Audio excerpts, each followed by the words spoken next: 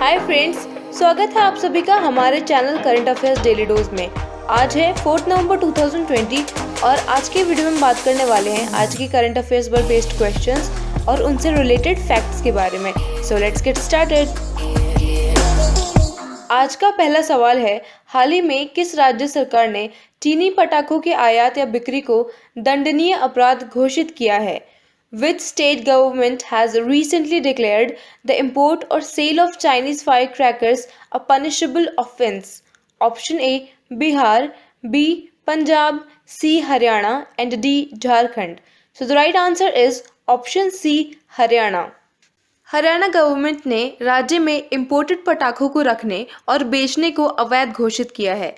इसके संबंध में सभी डिस्ट्रिक्ट्स के डिप्यूटी कमिश्नर्स को इंस्ट्रक्शंस दिए हैं। इंस्ट्रक्शंस में कहा गया है कि यदि किसी के पास इंपोर्टेड पटाखे पाए जाते हैं या फिर वो बिक्री करते हुए पाया जाता है तो उसके खिलाफ सख्त कार्रवाई करें और पटाखों की बिक्री के लिए petroleum and explosive safety organisation से लाइसेंस हासिल करना होता है।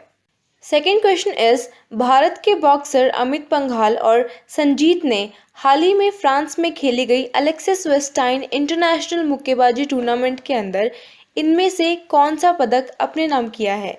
Which of the following medals was won by India's boxers Amit Panghal and Sanjeet in the recently played Alexis Westine International Boxing Tournament in France?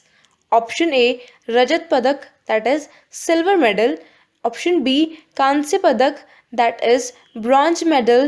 Option C, स्वर्ण पदक, that is gold medal. And option D, इनमें से कोई नहीं, none of these.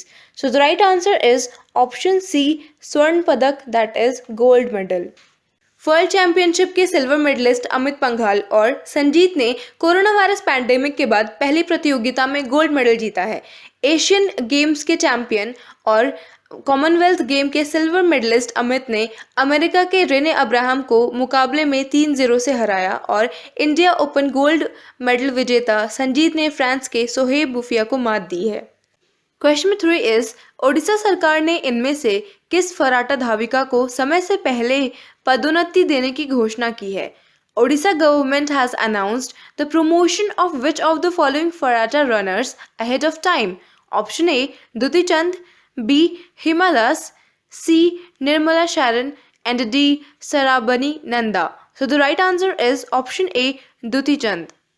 मुख्यमंत्री नवीन पटनायक ने हाल ही में कहा कि फर्राटा रनर दुती चंद को ओडिशा खनन निगम that is Odisha mining corporation में आउट ऑफ टर्न प्रमोशन मिला है। ओडिशा सरकार ने दुती को ओएमसी के ग्रुप ए लेवल के अधिकारी के रूप में नियुक्त किया है, जिसमें उन्हें ट्रेनिंग और फाइनेंशियल इंसेंटिव के लिए 29 लाख रुपीस का समर्थन मिलता है। फोर्थ क्वेश्चन इज, भारतीय क्रिकेट कंट्रोल बोर्ड ने किसको महिला T20 चैलेंज का टाइटल प्रायोजक घोषित किया है? Who has been declared the title sponsor of the women's T20 challenge by the Board of Control for Cricket in India? Option A, Facebook, B, Jio, C, Paytm, and D, PhonePe. So the right answer is option B, Jio. Cricket board of India ने हाल ही में जियो को महिला T20 challenge का title sponsor घोषित किया है और महिला T20 चैलेंज का आयोजन 4 से 9 नवंबर के बीच शारजाह में किया जाएगा। इस टूर्नामेंट में 3 टीमें वेलोसिटी, सुपरनोवाज और ट्रेल ब्लेजर्स भाग लेंगी। ये टीमें एक बार आपस में एक दूसरे से भिड़ेंगी और फाइनल 9 नवंबर को खेला जाएगा।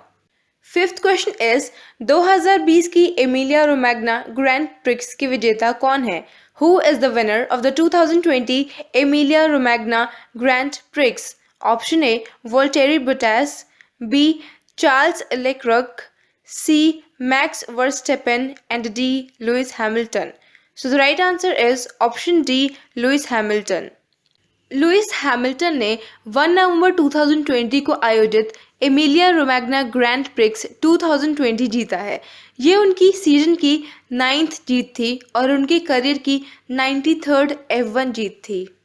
क्वेश्चन नंबर 6 इज, लखनऊ अंतर्राष्ट्रीय हवाई अड्डे सहित भारत के 6 प्रमुख हवाई अड्डों के संचालन का अधिकार किस कंपनी को दिया गया है? Which company has been given the right to operate the 6 major airports of India, including Lucknow International Airport? Option A, Tata Group, B. Reliance Industries, C. Adani Group, and D. Larsen and Turbo. So the right answer is option C. Adani Group. The airports authority of India यानी भारतीय विमानपत्तन प्राधिकरण ने Lucknow airport को Adani group को 50 साल की duration के लिए लीज पर सौंप दिया है और इसके अलावा अडानी ग्रुप ने 5 और एयरपोर्ट्स के संचालन का कार्यभार संभाला है। Seventh question of the day is पत्रकारों के खिलाफ अपराधों के लिए अंतर्राष्ट्रीय दिवस का अंत दिवस प्रतिवर्ष किस दिन मनाया जाता है? International Day to End Impunity for Crimes Against Journalists is observed annually on which of these days? Option A 2nd November, B 1st November, C 3rd November, and D नवंबर का पहला मंगलवार, that is first Tuesday of November. So the right answer is option A 2nd November.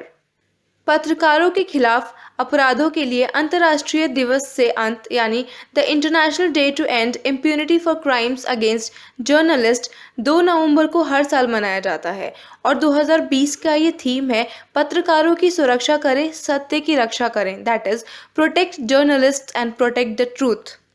Question 8 is pandemonium the great Indian banking tragedy पुस्तक के लेखक कौन है?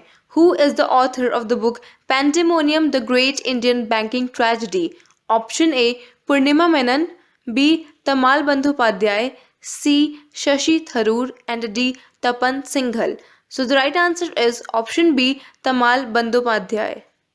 तमाल बंदोपाध्याय ने pandemonium the great Indian banking tragedy नाम की एक बुक लिखी है और ये 9 नवंबर 2020 को रिलीज होगी। नाइन्थ क्वेश्चन इज आईटी मंत्रालय ने उन व्यवसायों के लिए जीएसटी के लिए ई चालन प्रणाली शुरू की है जिनका टर्नओवर कितने से अधिक है? The ministry of IT has launched the e invoice system for GST for businessman whose turnover is more than how much? Option A ₹500 crore, B ₹200 crore, C ₹100 crore and D ₹300 crore. So the right answer is option A, ₹500 crores.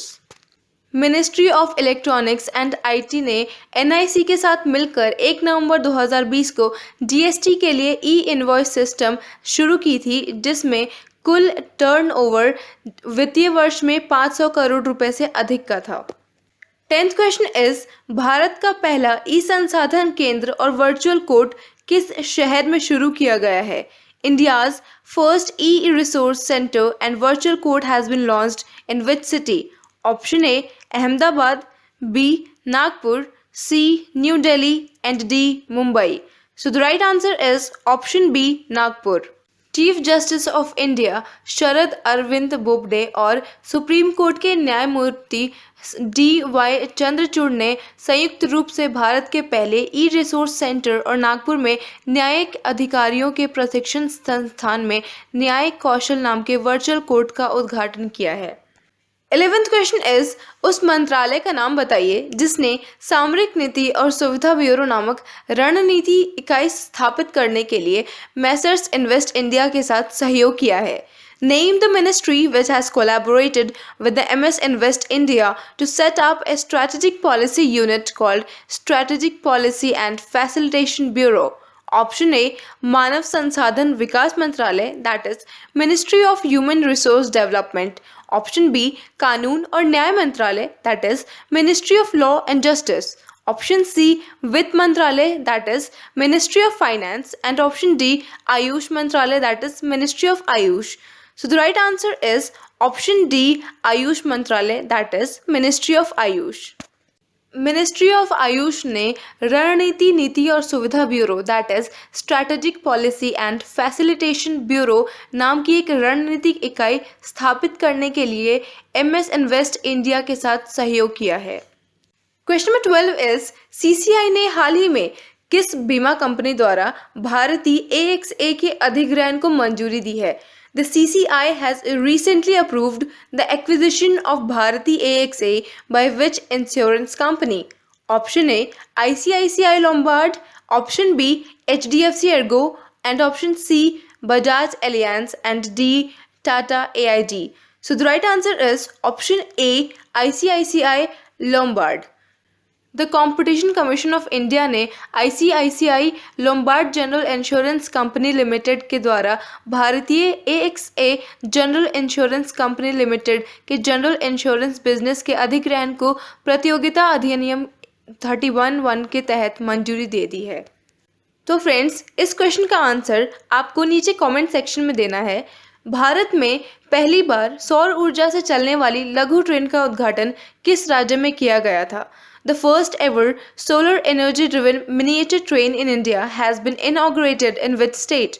Option A Maharashtra, B Goa, C Gujarat and D Kerala. So friends, drop the answer below in the comment section. तो friends, आपको ये video कैसी लगी हमें comment करके ज़रूर बताएं and give us a thumbs up if you like this video and do share and subscribe for getting more content like this. Thank you.